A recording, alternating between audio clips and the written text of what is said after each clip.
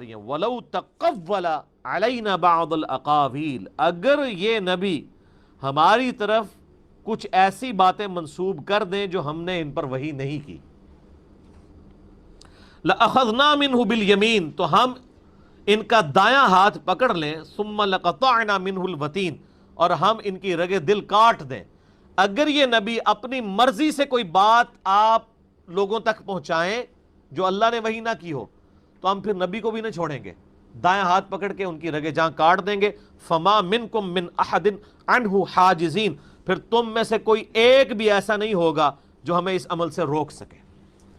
یہ بظاہر الفاظ تو نبی علیہ السلام کو ٹارگٹ کر کے کہے گئے ہیں، لیکن بیسیکلی کافروں پہ یہ غصہ نکالا گیا ہے کہ تم یہ سمجھتے ہو کہ یہ خود سے کلام بنا کے ہماری طرف منسوب کر دیتا ہے، ایسا نہیں ہے۔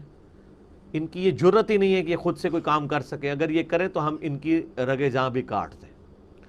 اچھا، اور پھر لوگوں میں سے کوئی بچانے والا نہ ہو اس پیغمبر کو، یہ بفرض محال ہے کہ اگر ایسا ہو جائے، ایسا تو نہیں ہوا۔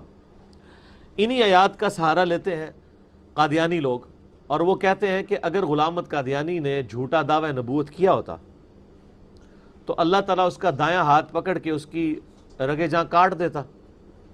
تو چونکہ غلام احمد قادیانی دجال کے ساتھ ایسا معاملہ نہیں ہوا، لہٰذا اس بات کا یہ ثبوت ہے کہ وہ معاذ اللہ پیغمبر ہے۔ تو یہ اکثر وہ سوال بھی اٹھاتے ہیں ان آیات کی روشنی میں۔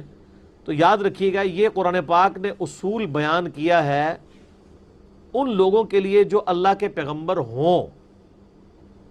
جو پیغمبر نہیں ہے ان کے لیے اصول بیان نہیں ہوا، وہ تو کذاب ہے۔ ان کے لیے اصول یہ ہے کہ ان کے ساتھ معاملہ امت کرے گی، وہ امت کی ڈیوٹی ہے۔ مسیلمہ کذاب نے جب دعوی نبوت کیا تو بخاری مسلم میں حدیث ہے کہ نبی علیہ السلام نے ایک خواب دیکھی تھی کہ ان کے ہاتھ میں 2 سونے کے کنگن ہیں، اور آپ فرمایا میں نے خواب میں پھونک ماری تو وہ غائب ہو گئے۔ اس کی تعبیر میں نے 2 جھوٹے پیغمبروں سے کی ہے۔ ان میں سے ایک مسیلمہ کذاب تھا، اور بخاری مسلم میں آتا ہے نبی علیہ السلام کی مبارک زندگی میں اس نے حضور کو ایک خط بھی لکھا کہ ہم نبوت آپس میں شیئر کر لیتے ہیں، کچھ ایریے پہ تم نبی بن جاؤ۔ اس نے سمجھا کہ یہ مطلب ایک بندے نے دعوی نبوت کیا اور اس کو عرب کی سرزمین پہ غلبہ ہو گیا ہے، تو یہ بھی ایک ذریعہ ہے بادشاہت حاصل کرنے کا۔ ان کو کیا پتا تھا؟ اسی لیے دیکھیں نا، نبی علیہ السلام کی وفات کے فوراً بعد کتنے لوگ مرتد ہو گئے تھے اسلام سے، اور دعوی پیغمبری، ایک عورت نے بھی جو ہے وہ دعوی پیغمبری کر دیا تھا۔ انہوں نے سمجھا اچھا یہ بھی ایک طریقہ ہوتا ہے کہ ایک جماعت کے ساتھ لوگ اکٹھے ہو سکتے ہیں اور وہ اتنا بڑا غلبہ عرب کی سرزمین میں حاصل کر سکتے ہیں، تو ٹھیک ہے ہم بھی ایک چیک کر کے دیکھ لیتے ہیں۔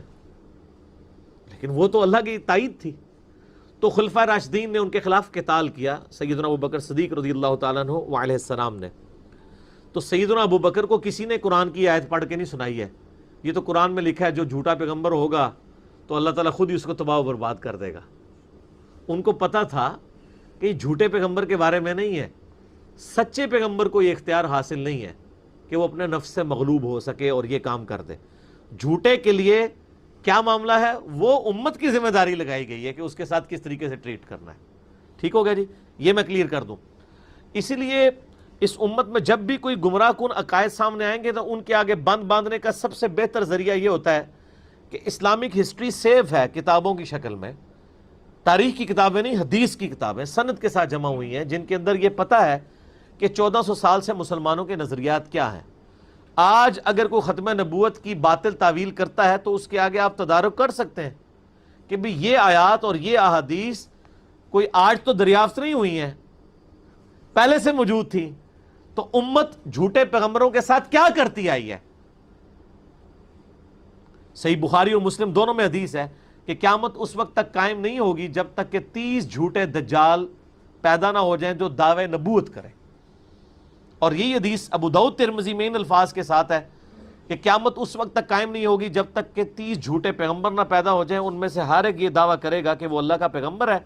اور پھر نبی علیہ السلام نے فرمایا انا خاتم النبیین لا نبی بعدی، میں خاتم النبیین ہوں، میرے بعد کوئی نبی نہیں ہے۔